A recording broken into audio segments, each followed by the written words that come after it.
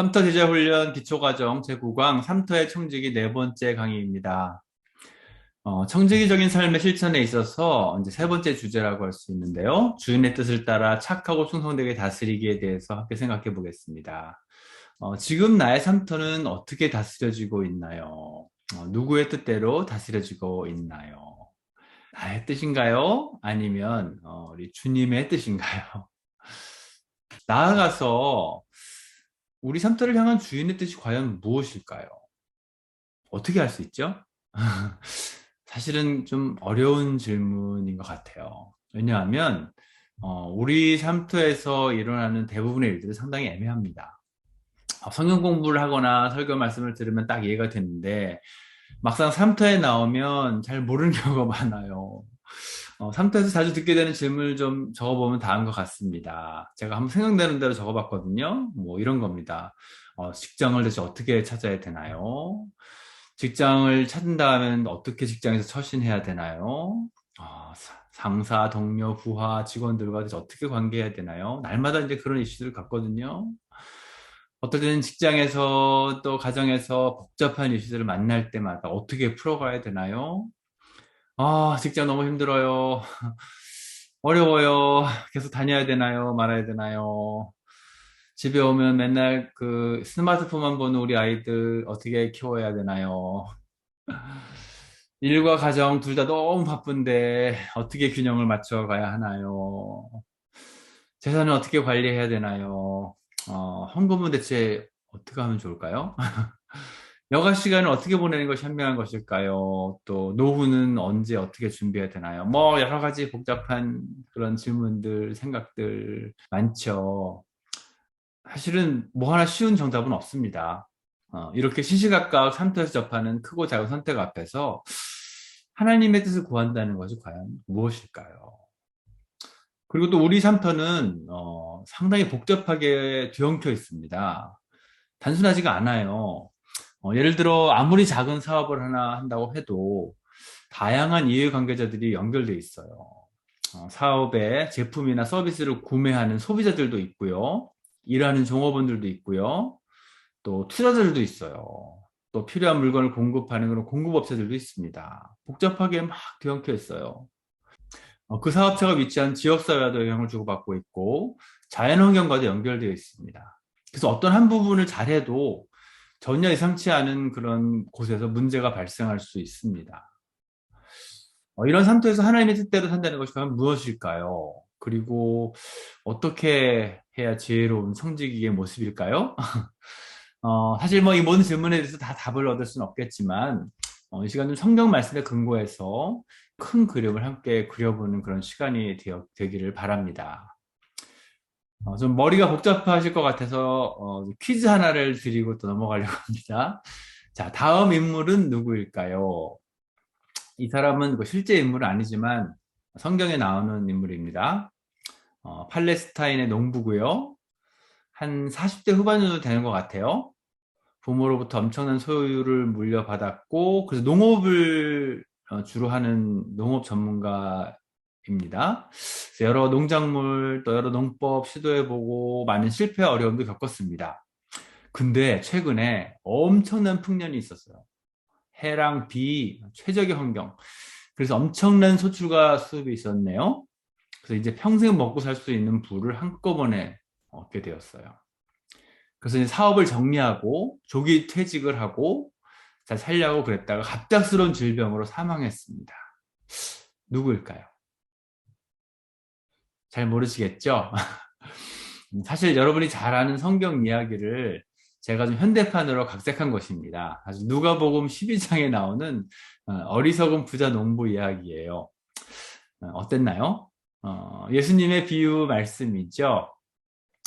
한 농부가 어느 해 너무 소출이 많았어요. 자기가 열심히 한 것인지 하나님이 복을 주신 것인지 잘 알 수는 없지만 하여튼 너무나 소출이 많아서 쌓아둘 곳이 없었어요. 그래서 창고를 크게 짓고 그곳에 소출을 쌓아놓고 이제 뭐라 그러냐면 이 성경 말씀에 의하면 내 영혼아 평안히 쉬고 먹고 마시고 즐거워하자라고 했어요. 그때 하나님께서 뭐라 그러시냐면 어리석은 자여 하시면서 오늘 밤에 내가 내 영혼을 도로 찾으리니 이 모든 재물이 다 누구 것이 되겠느냐 하셨습니다. 그러면서 이렇게 결론을 내리세요.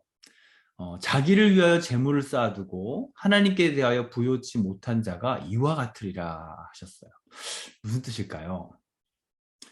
이것을 좀 현대말로 좀 바꿔볼게요. 사실 이 농부는 엄청난 소출을 했죠. 맡겨진 것에 몇 배의 가치를 남겼습니다. 탁월한 다스림 아닌가요?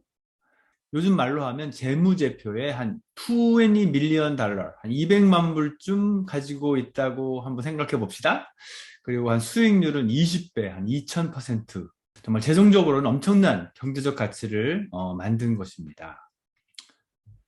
그런데 오늘 주님께서 뭐라고 하시냐 하면 하나님 나라의 잔고, 즉 킹덤 밸런스는 지로, 빵이다 이렇게 말씀하고 계세요. 하나도 없다는 거예요.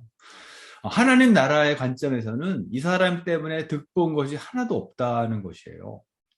오히려 하나님 나라에서는 마이너스, 즉 하나님이 맡긴 것에 비해서 본전도 찾지 못했다라고 말씀하고 계세요. 대체 무엇이 잘못되었을까요?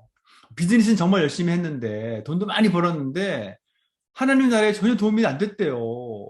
모르겠어요. 가난한 자들을 학대한 건지 불이한 거래를 한 건지 환경을 파괴한 건지 아니면 나누어야 될 마땅한 그런 소산을 아무도 나누지 않아서 그런 건지 어쨌든 하나님께서는 하나님 나라에 아무것도 남기지 못했다. 그래서 어리석은 사람이다라고 말씀하고 계세요. 자, 그런데 성경에는 이렇게 어리석은 농부만 있는 것이 아니라 또 반대 케이스도 있습니다. 지혜로운 농부도 나오네요. 특별히 구약 성경 룻기에 나오는 보아스의 예를 들 수 있겠습니다.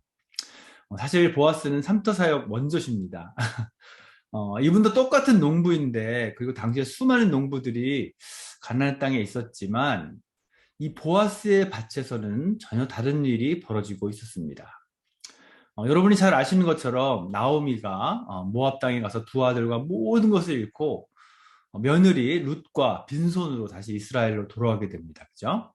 그때 룻이 시어머니를 위해서 이제 품삯을 받으려고 들로 나가게 되죠.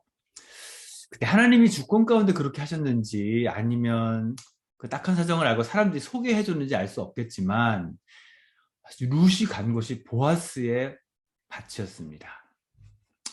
여기 그 짧은 성경 구절 룻기 2장을 보시면 보아스가 어떻게 농업을 했는지 잘 나타나고 있습니다. 그는 그 밀을 추수할 때 구약의 율법대로 모두 다 추수한 것이 아니라 가난한 자들을 위하여 곡식을 남겨놓는 그런 이삭 줍기를 허용하고 있었습니다. 그래서 수많은 가난한 사람들이 이삭 줍기를 하고 있었죠. 이 한 이방 여인 룻에게 이 보아스는 특별한 배려를 해줍니다. 물도 마시게 하고 남자들로부터 보호해주는 그런 장면이 나타납니다. 똑같은 비즈니스를 하는데 이 보아스의 비즈니스 현장에는 경제적 가치뿐 아니라 정말 약자들이 보호받고 또 약자를 배려해 줌으로써 하나님의 자비라고 하는 그런 하나님 나라의 가치가 함께 만들어져 가고 있다는 것입니다. 나아가서 보아스는 또 룻과 나중에 결혼하지요. 그래서 그런 끊어진 친족의 혈통을 이어주고 기업을 회복시켜 줍니다. 그래서 고엘, 구속이라고 하는데요. 전체 가문의 복이 될 뿐 아니라 이 믿음의 계보를 통해서 다윗과 예수 그리스도가 오시는 그런 놀라운 하나님의 일에 동참하게 됩니다. 약자를 배려하고 보호하는 그러한 하나님 나라의 가치를 창출한 농부라고 할 수 있어요. 지혜로운 청지기의 모습은 한 가지만 있는 것이 아니라 성경에 다양하게 등장하는데요. 두 번째 사람을 소개합니다. 여러분들이 잘 아시는 요셉입니다. 농부가 아니라 또 주인도 아닙니다. 경영자 혹은 관리자입니다. 바로 경영자의 원조라고 할 수 있는데요. 요셉이 이야기를 잘 보시면 하나님 나라의 매니저로 하나님이 빚어가시는 그런 하나님의 손길이 너무나 잘 나타나고 있습니다. 그 첫 번째 모습이 애굽의 친위 대장 보디발의 집에 팔려갔을 때의 장면입니다. 주인이 팔레스타인에서 팔려온 노예 요셉에게 집안의 모든 권리, 전권을 요셉에게 맡기게 됩니다. 도대체 어떻게 했길래 그럴 수가 있었을까요? 머리가 좋아서 그랬을까요? 성경에 보면 뭐라고 말씀하시냐면 하나님께서 요셉과 함께 하시고 또 그 하나님이 범사에 형통하게 하시는 것을 이 보디발이 보았다라고 말하고 있어요. 즉 요셉이 다스리는 그 모습 속에서 그냥 뭐 탁월한 게 아니라 그 수많은 복잡한 문제들을 해결하는 그 과정 속에서 너무나 정의롭고 공정하고 지혜롭게 그런 해결하는 모습을 보게 되고, 단순히 그냥 부를 창출할 뿐 아니라 이 요셉의 다스림을 통해서 나타나는 선한 일들을 보면서 아, 하나님이 함께 계시는구나. 하나님의 다스림을 본 것이 아닐까요? 똑같은 일이 요셉이 왕의 죄수를 가두는 그런 옥중에 있을 때 나타납니다. 한 번 일이 일어나면 우연이라고 생각할 수 있는데 같은 일이 두 번 이상 반복된다면 이건 우연이 아닌 것이죠. 여기도 간수장이 요셉에게 감옥의 모든 관리를 맡깁니다. 그리고 그 이유도 거의 똑같아요. 여호와께서 요셉과 함께 하시고 그를 범사에 형통하게 하심을 보았기 때문이라고 말씀하고 있어요. 정말 요셉의 그 관리와 다스림 속에 그 하나님의 다스림이 나타나는, 부의 창조를 넘어서 하나님의 그 아름다운 열매와 결과들이 나타나는 그런 하나님의 경영을 보여주었던 것이죠. 그러다가 이집트 전체를 다스리는 총리가 되었을 때에도 같은 일이 일어납니다. 하나님께서 앞으로 그 전체 지역에 있을 일들, 즉 풍년과 전무후무한 가뭄이죠. 그런 일들을 미리 보여주시고 또한 그 문제를 해결할 수 있는 지혜도 주십니다. 풍년의 곡식을 거둬들여서 흉년에 나누게 되는 것이죠. 바로 이것으로 인해서 애굽뿐 아니라 이스라엘을 포함한 근동 지역 전체의 그 수많은 민족들과 사람들의 생명을 살리게 됩니다. 요셉은 경영을 통해서 경제적 가치만 만든 것이 아니라 하나님의 다스림과 통치를 나타내고 정말 당시에 수많은 생명을 살리는 그런 지혜로운 경영을 한 것이라고 할 수 있겠습니다. 우리도 직장에서 그리고 가정에서 크고 작은 경영을 합니다. 사람들과 자산을 관리하고 운영하게 되지요. 그 경영 속에서 어떤 하나님 나라의 가치를 우리는 만들어가고 있나요? 한 인물만 더 소개하도록 하겠습니다. 이 사람은 사도 바울입니다. 여러분 잘 아시죠? 여러분 사도 바울의 직업이 뭔지 아시나요? 선교사일까요? 사도행전 18장 3절은 바울의 직업이 천막 만드는 비즈니스라고 합니다. 텐트 비즈니스. 비즈니스맨이셨어요. 근데 여기 그림에는 세 사람이 있네요. 다른 두 사람은 누굴까요? 바울과 같은 직업을 가진 사람인데 혹시 아시나요? 네, 브리스길라와 아굴라라고 할 수 있습니다. 이분들은 하나님의 선교에 힘쓴 그런 선교사들이었지만 같은 직업을 가진 동업자라고 할 수 있습니다. 당시에 텐트 비즈니스를 하는 수많은 사람들이 있었지만 바울의 텐트에서는 다른 일들이 일어나고 있었어요. 그것이 무엇일까요?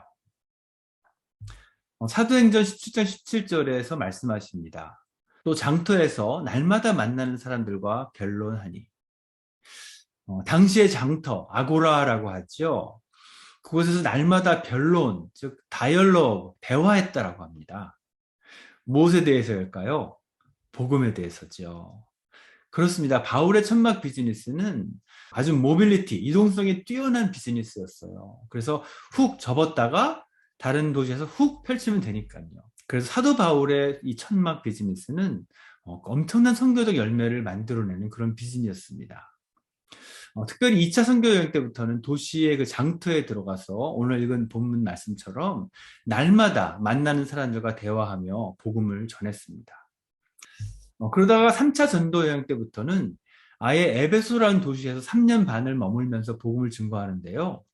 특별히 마지막 그 에베소 교회 장로들과 고별 선교에서 다음과 같은 말씀을 하십니다. 범사에 여러분들에게 모범을 보여준 것 같이 수고하여 약한 사람들을 돕고. 무슨 말씀이죠? 바울은 텐트 비즈니스를 통해서 그냥 말로만 복음을 전한 것이 아니라 밤낮으로 수고하여 일하며 또 약한 사람들을 돕는 그런 삶의 모범을 보여주는 제자도의 현장이 되었다고 말하고 있어요.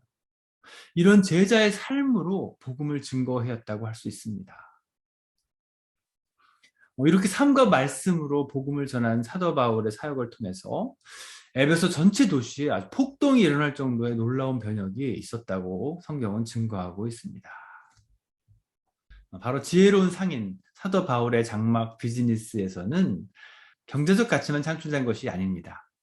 바울의 장막은 동시에 많은 민족들에게 가서 복음을 전하고 제자의 삶을 가르치는, 그리고 약자를 돕는 놀라운 선교적 가치, 제자도의 가치를 만들어내는 그런 하나님 나라의 장막이었습니다. 지금까지 성경에 나오는 세 사람의 지혜로운 청지기를 소개했는데요.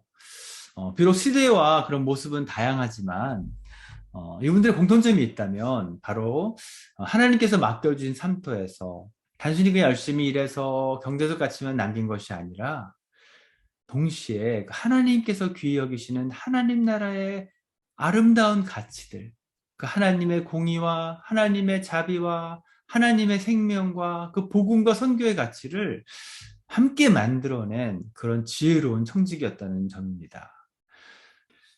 자, 여러분들은 어떠신가요? 나의 삶터에는 어떠한 가치가 만들어지고 있나요? 여러분 한번 오늘 좀 자기 자신 한번 돌아보시면서 먼저 자신의 재정 장부, 그 financial statement는 어떤지 생각해 보세요. 여러분 은행 잔고에 얼마가 있으신가요? 여러분 재산은 얼마나 되시나요? 한번 생각해 보세요. 나의 지금 financial balance는 어떻게 되나? 그 다음은 나의 킹덤 밸런스, 하나님 나라의 장부를 한번 생각해 보세요. 그동안 하나님이 나에게 맡긴 게 많은데 거기에 비해서 내가 하나님 나라에 공헌한 거, 하나님 나라의 가치를 만들어낸 것은 얼마나 될까요? 그러면서 한번 생각해 보시기 바랍니다. 나는 과연 하나님 앞에서 부유한 자인가? 나를 통해서, 나의 삶터에서 하나님 나라가 확장되고 있나요? 나는 어떠한 하나님 나라의 가치를 오늘도 만들어가고 있나요? 많은 사람들이 그리스도의 삶을 그냥 아무 대책 없이, 계획도 없이 그냥 초월해서 하나님만 바라보며 사는 삶이라고 생각하실 수도 있겠어요. 그러나 그렇지 않습니다. 오히려 성경에서 말씀하시는 청지기적인 삶은 우리도 열심히 일하고 계획하고 노력하고 그래서 가치를 창출하는 모습으로, 그 적극적인 모습으로 나타날 수 있습니다. 다만 우리 하나님의 백성이 세상 사람들과 다른 점은 바로 회계 체계, 어카운팅 시스템이 다르다는 거예요. 우리도 세상 사람들처럼 열심히 일해서 경제적인 가치를 당연히 만들어 갑니다. 여러분 오해하지 마세요. 경제적인 가치가 악한 것이 아닙니다. 경제적인 가치도 하나님 나라에서 중요한 가치입니다. 하지만 하나님 나라는 경제적인 가치만 있는 것이 아니라 하나님 나라의 다른 귀한 가치들이 서로 균형을 이루고 있습니다.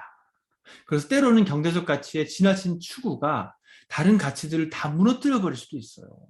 하나님의 공의를 무너뜨려 버릴 수도 있고요. 하나님의 자비를 다 무너뜨려 버릴 수도 있어요. 반대로 경제적 가치를 잘 사용하면 하나님 나라의 가치들을 오히려 세워갈 수 있는 그런 귀한 자원이 됩니다.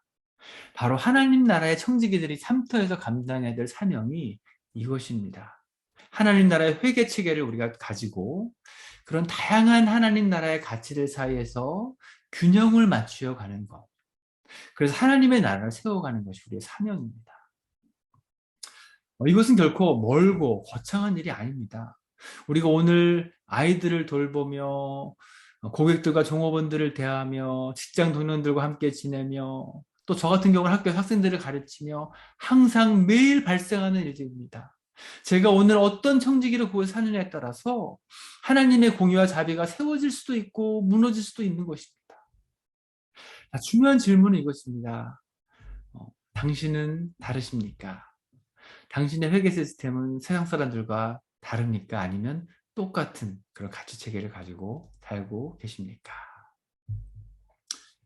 잠시 묵상과 적용을 위한 질문을 드리고 다음, 즉 마지막 강의를 이어가도록 하겠습니다. 나는 나의 삶터에서 어떠한 가치들을 만들어가고 있나요? 지금 나의 재정적인 장부, 그런 파이낸셜 밸런스와 하나님 나라의 장부, 킹덤 밸런스는 어떤 상태인가요? 한번 상상력을 발휘해서 적어보시면 좋을 것 같고요. 또 나는 나의 삶터에서 어떠한 하나님 나라의 가치를 특별히 만들어가고 있나요? 나는 어떠한 회계 시스템, 어카운팅 시스템을 가지고 나의 삶터에서 일어난 일들을 운영해가고 있나요? 한번 생각해 보시고 묵상해 보시고 나눠 보시면 좋겠습니다. 감사합니다.